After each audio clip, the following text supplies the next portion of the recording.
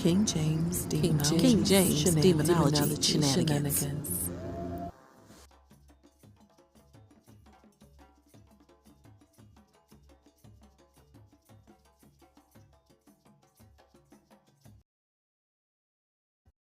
Daemonologie in form of a dialogue or conversation, divided into 3 books, written by the High and Mightie Prince James, by the grace of God, King of England, Scotland, France, and Ireland, Defender of the Faith, London, printed by Arnold Hatfield for Robert Walgrave, 1603. Welcome to HPMaven Studios at BM8 Playhouse. Brought to you by Ships, this audiobook dramatization is called King James Demonologie Shenanigans, or The Acts of KJDS, Spring Season. Created by the BM8 Platform by High Priestess Maven, or HPMaven. On this platform, we are introducing a study of King James Stuart and the work that he presented in 3 books, put together in AD 1597. The first book starts off with basically the introduction to the work, where we find that King James is seemingly talking right to the readers. The work is called Daemonologie, in form of a dialogue in 3 books. What he means by in form of a dialogue in 3 books, it is a conversation. King James is giving the readers a rundown of all of the reasons he wrote these 3 books in this work. What we can find from the way his work reads, that he may be spearheading a band, coup, mob, uprising, or armed forces set up against women and men, those considered to be naturalists, and probably minding their own business. But I digress. He calls the work a treatise between countries and encourages the readers to get ready for warfare against so-called followers of the devil or Satan. He mentions to his readers that he wrote the work like a conversation in order to make it more pleasing, in so many words. In Act 6, the dialogue or conversation continues between our hoodoo Sibyl, Agatha, Aggie Jenkins, who is reading for Epistemon, and our voodoo Sibyl, Twini LaRue, who is reading for Philomathes. They get to talking about the devil's contract with the so-called magicians, divided into 2 parts.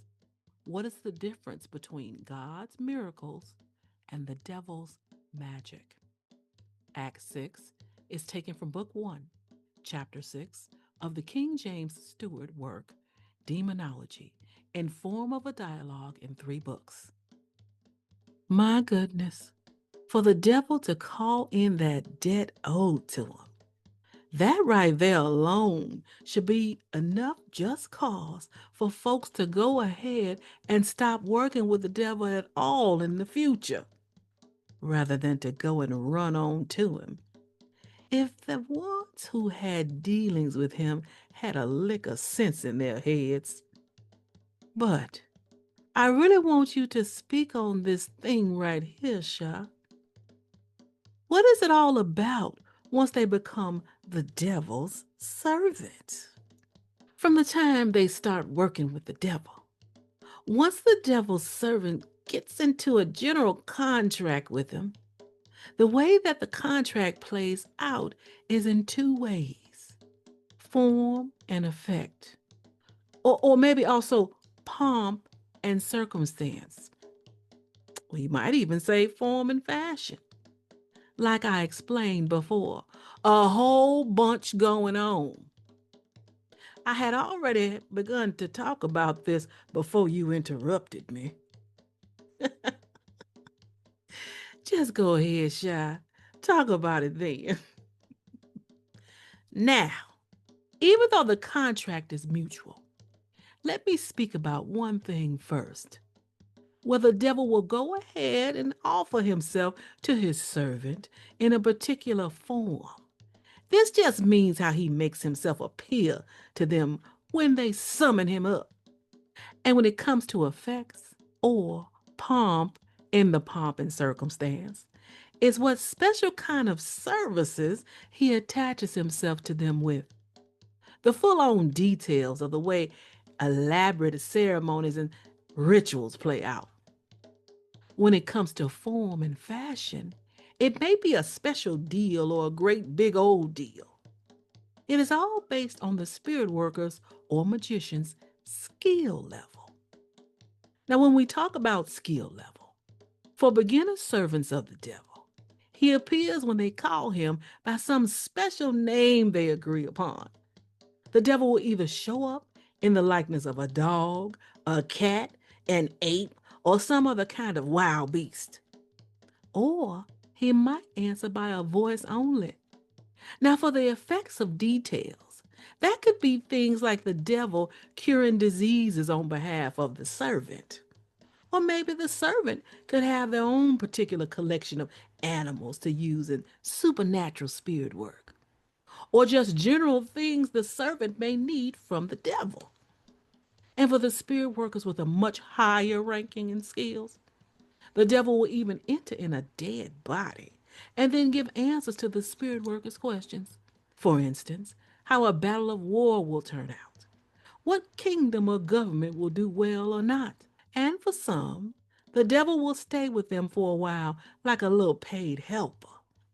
He'll allow himself to be conjured for several years, either in a book, a ring on their finger, or some other object that they can carry around with them. He allows them to leave the power in the object and even sell the object as a magical talisman. Some will be expensive or some cheap, based on the lying or truth that comes from the spirit conjured in the magical talisman. Then, too, all devils have got to be liars, especially to the fools they have made their servants in training, making them believe that at the fall of Lucifer, some spirits fell in the air, some fell in the fire, some fell in the water, and some fell in the land, which is to say, the earth. Make them even believe that is where those spirits are still at, even making their little students believe that the spirits that fell in fire, they are more real than the ones that fell in the water or even in the earth, which is all just a big old lie made up by the father of out and out lies. Because they did not fall in the physical form to become part of any particular thing. That's just foolishness. But because their little minds are so slow, the devil tricks them even more, making it seem like these spirits of Lucifer fell as something real to attach to things of this physical world. That ain't it at all. The main part of their fall was all about a fall from God's grace, as in the grace of God and how they were created.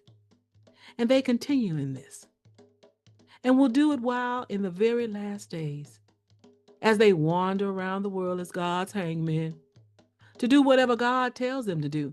And when any of them are not doing what God says to do, they go back to the prison of hell, just like what Christ dealt with at Gennesareth, Matthew 8. So when in the last days they will be bound up forever.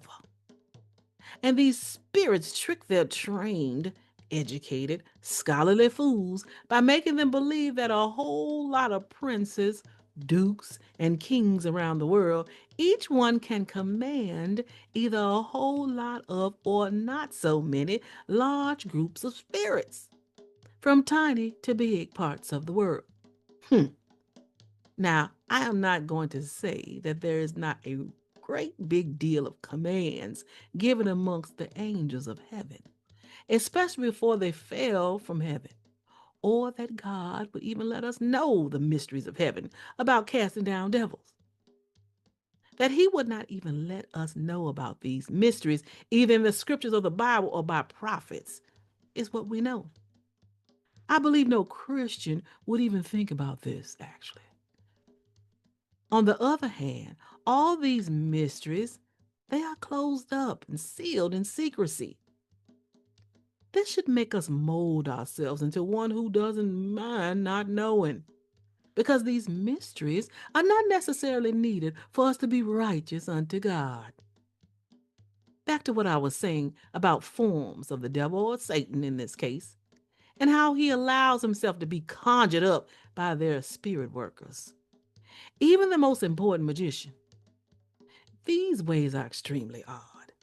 Same as all the details in the work they do together that I talked about before. You see, he will conjure himself up to teach them the arts of the science of magie. Like I was telling you before, magie is an ancient way, they said, magic. Now, all this is easy for him to do, real easy, since he knows a lot as this so called trickster spirit. This devil can even bring them news from any place in the world. You know, a spirit can be quick and skilled in that type of thing. And by doing so, the devil can reveal the secrets of anybody, but only if they spoke them out loud, not the thoughts, only known by God. Although the devil might try to guess these thoughts by the way they could be acting, I doubt he would know just by looking upside their head. It takes special skill for that. Like I told you, this is called physiognomy. Oh, yeah, the devil might even make the fools he trains get in good with princes by allowing them to tell some kinds of good fortune of the future. Some truth and some lies, but always casting doubt. Now, before I talked about the secret brotherhood, there is also a secret sisterhood. They are called the diviners or oracles, telling the future. That is what they were said to be doing. And two, they will go about doing other things to trick princes, like giving them wonderful feasts and dainty dishes, brought in from faraway places of the world. For not one person doubts the devil is a thief. I talked about this. He can do these things real quick. As well, he protects his foolish students with large armies that look like horsemen and footmen, putting up castles and forts. All this appears out of the spirit world. In the same way the devil teaches the foolish ones he trains so many games of tricksters, like playing cards, rolling dice, and whatnot, to trick many men with false practices they have worked for years. All these types of games will just dull the mind and are no more real than those so called miracles of Pharaoh's spirit workers who copied off of Moses. So you see, that is the difference between God's miracles and the devil's magie. First off, God is a creator. What he makes appears in miracles is very real. For example, when Moses threw down the rod, that would have turned into a natural serpent. But the devil, as God's ape, can only put out something that ain't real. When the spirit workers of Pharaoh cast down their rods, it was only a phony illusion, and people only thought they saw serpents. That is why the false snakes were ate up by the serpents of Moses. We don't have to even wonder about the devil playing tricks to deceive the eyes and ears. We have proof that he can use hundreds of ways to do that. As far as the contract between the devil and the fools he contracts with, in so many words, like I told you before, the devil hunts down all men and especially women. Uh, you sure have given me a lot to know about this supernatural art. All you say is truly something else.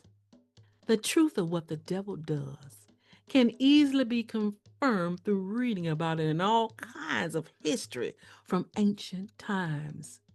even up until times right now with daily experiences. As for the truth of the possibilities of what may or may not be, and how it comes to be so, I hope I was able to give enough good reasons. But I will let you look into it for yourself to weigh it all out and think about it. There is a point that I did not mention about what goes on into the details of this devilish work, all of which is allowed by the devil through their contract. Get this, it is either written with the blood of the spirit workers, or it may be written in whatever terms the devil, as master of the school, agrees to. The devil will solidify a conclusion of the contract by touching the one in training somewhere on their body, but it won't leave a mark the way it does on the wishes.